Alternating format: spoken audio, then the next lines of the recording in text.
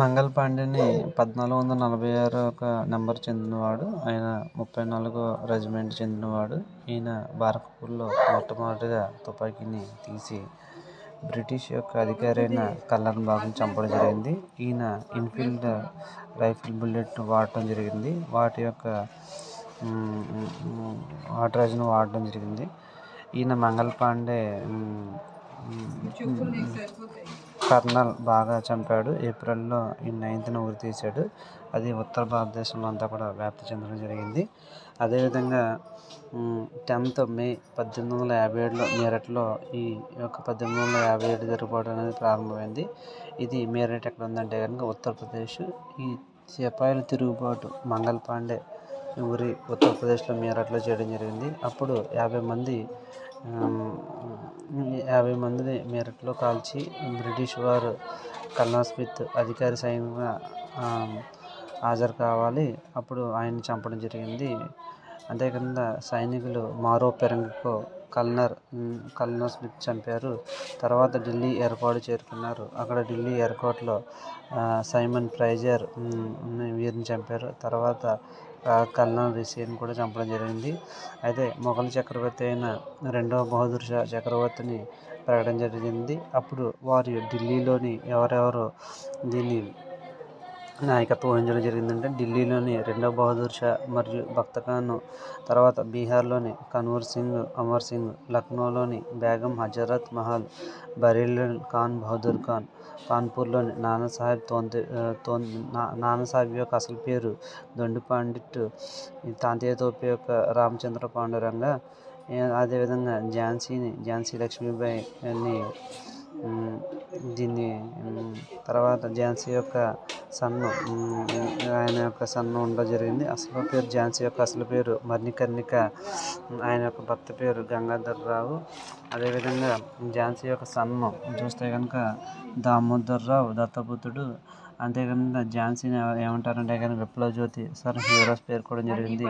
తర్వాత ఒడిశా నుంచి సురేంద్ర సాయి, ఉజ్వల సాయి దీన్ని చూసుకోవడం జరిగింది. రాజస్థాన్లోని జైదల్ సింగ్, హరదయాల్ సింగ్, బెనారస్లోని మాల్వియా కత్, అస్సాంలోని దివాన్ మణికంద్ర, హర్యానాలోని రావత్ రుల్, ఔరంగాబాద్లోని పిదా అలీ, హైదరాబాద్లోని చిద్దర్ ఖాన్, తుర్రే బాజీ ఖాన్, మాల్వా అల్లా ఉద్దీన్, ఆంధ్ర ప్రాంతంలోని పల్లికి మవి ప్రాంతంలోని దండుసేన ఆధ్వర్యంలో జరిగిన గోదావరిలోని కోరుకొండ సుబ్బారెడ్డి. అదేవిధంగా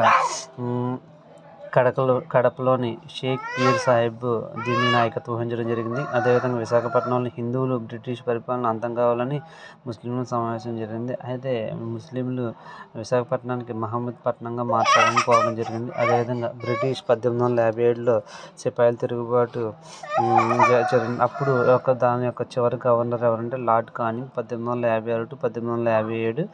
ఈయన భారతదేశంలో విశ్వవిద్యాలయాలు ఏర్పాటు జరిగింది. కల్కట్టా, బొంబాయి, మద్రాసులోని యూనివర్సిటీలను ఏర్పాటు చేశారు. అదేవిధంగా ఎక్స్పీరియన్స్ అయిన కల్లర్ నికల్సన్ని ఢిల్లీ తిరుగుబాటును అణచివేయడం జరిగింది. ఇది ఎలా జరిగిందంటే రెండవ బహదూర్ షాని 1858లో మాండలి జైలుకు పంపించడం జరిగింది. ఈ మాండలి జైలు ఎక్కడ ఉందంటే కనుక బర్మాలో ఉంది.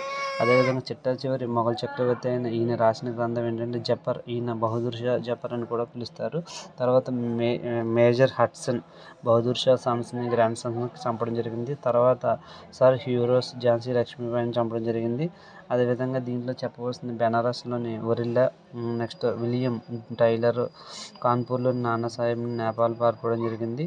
తాంతియా తోపే 1858లో ఉరి తీశారు. హైదరాబాద్లోని తుర్రే బాజీ ఖాన్ తుఫాన్లో చంపారు. అఫ్జల్ ఖాన్కి బ్రిటిష్ స్టార్ట్ ఆఫ్ ఇండియా బిరుదు ఇచ్చారు. అంతేకాకుండా ఈయనకున్న 50 లక్షల యొక్క అప్పును కూడా మాఫీ చేయడం జరిగింది. అదేవిధంగా దీనికి ఒక ఓటమి కారణాలు ఏంటంటే కనుక ఐకమత్యం లేకపోవడం, ప్రణాళిక లేదు, అధునాతన ఆయుధాలు లేవు, శిక్షణ కూడా లేదు, రవాణా సౌకర్యాలు కూడా లేవు. అదేవిధంగా జమీందారులు కూడా ఈ బ్రిటిషులు సహకారం చేయడం జరిగింది. ఎందుకంటే జమీందారులు శిస్తు వసూలు చేయడం జరిగింది. సిక్కులు కూడా సహకరించలేదు. ఎందుకంటే గురునానక్ 5వ సిక్కు గురువైన గురు అర్జున్ సింగ్ ఆది గ్రంథి ఈయన్ని జహంగీర్ ఉరి తీయడం జరిగింది. ఎందుకంటే సిక్కు గురువులు ఉరి తీశారు. అందువల్ల సిక్కులు కూడా వీళ్ళకి సహాయం చేయలేదు.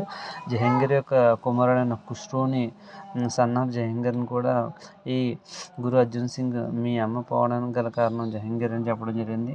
ఔరంగజేబు 9వ సిక్కు గురువైన గురు తేజ్ బహదూర్ షాని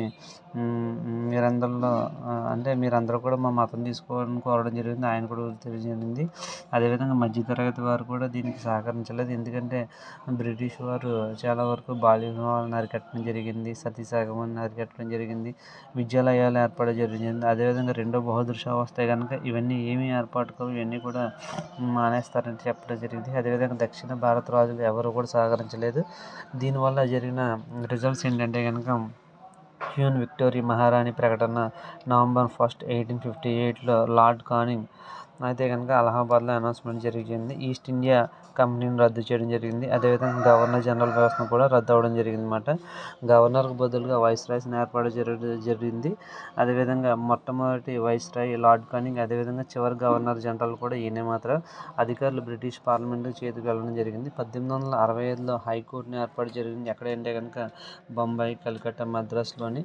అదేవిధంగా సిపాయిల తిరుగుబాటు యొక్క గ్రంథాలు కూడా రచించడం జరిగింది. అదేవిధంగా 1857లోని ఫస్ట్ వార్ ఆఫ్ ఇండియన్ ఇండిపెండెన్స్ని ఎవరు రాశారంటే వీరి సావర్కర్. అదేవిధంగా 1857లో గ్రేట్ రిబెలియన్ అశోక్ మెహతా రాయడం జరిగింది. 1857 ఎస్ఎన్ సేన్.